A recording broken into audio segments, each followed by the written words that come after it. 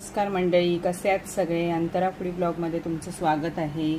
तर आज मी तुम्हाला दाखवणार आहे घरगुती साहित्यात होणारा गोडाचा शिरा। तर बघा मंडळी, मी हे साहित्य घेतलेलं आहे ते दाखवते तुम्हाला। हे 1 वाटी गरम दूध घेतलेलं आहे, त्यानंतर ही वेलची पूड घेतलेली आहे, हे पाऊण वाटी साजूक तूप घेतलेलं आहे, हे काजू बदामाचे काप घेतलेले आहेत, 1 वाटी रवा घेतलेला आहे आणि हे गरम पाणी घेतलेलं आहे। मंडळी, मी आता पातेलं गरम करत ठेवलेलं आहे आणि मी आता रवा भाजून घेणार आहे। चांगला खरपूस रवा भाजून घेऊया।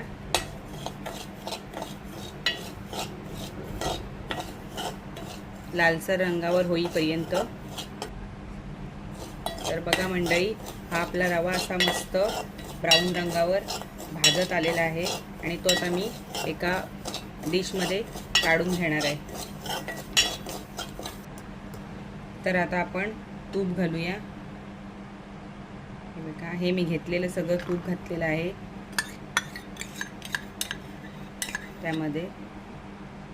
आता या तुपामध्येच आपण ड्रायफ्रूट्स घालूया आणि त्यामध्येच हा आपण भाजून घेतलेला रवा पण मी घालणार आहे आणि एकदा मस्त एकजीव करून घेऊया। तर बघा मंडळी, आपलं मिश्रण एकजीव असं झालेलं आहे आणि आता यामध्येच आपण हे दूध घालायचं आहे घेतलेलं ते गरम, ते एकजीव करून घेऊया आणि थोडं पाणी घालायचं आहे घेतलेलं गरम पाण्यामुळे आणि गरम दुधामुळे आपला जो शिरा आहे तो असा फळफळीत होतो।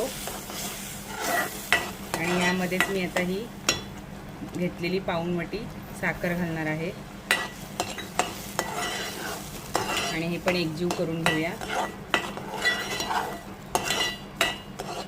बघा मंडळी, हे एकजीव सगळं झालेलं आहे। यावरच आपण ही वेलची पूड घालूया आणि सगळं मिक्स करून 5 ते 6 मिनिटासाठी आपण हे वाफ काढून घेऊया।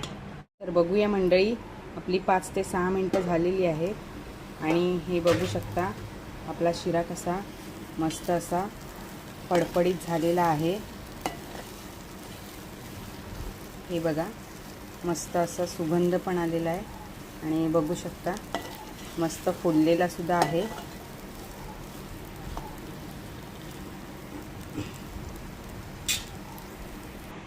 तर बघा मंडळी, आपल्या कमी आणि अगदी मोजक्याच्या साहित्यात तयार होणारा आपला हा शिरा मस्त तयार झालेला आहे। अगदी टिफिनसाठी लहान मुलांच्या आणि सकाळच्या नाश्त्यासाठी अगदी मस्त असा नाश्ता आहे। तर कशी वाटली माझी रेसिपी कमेंटमध्ये मला नक्की सांगा। शेअर करा, लाईक करा आणि माझ्या चॅनलला सबस्क्राईब करा। धन्यवाद।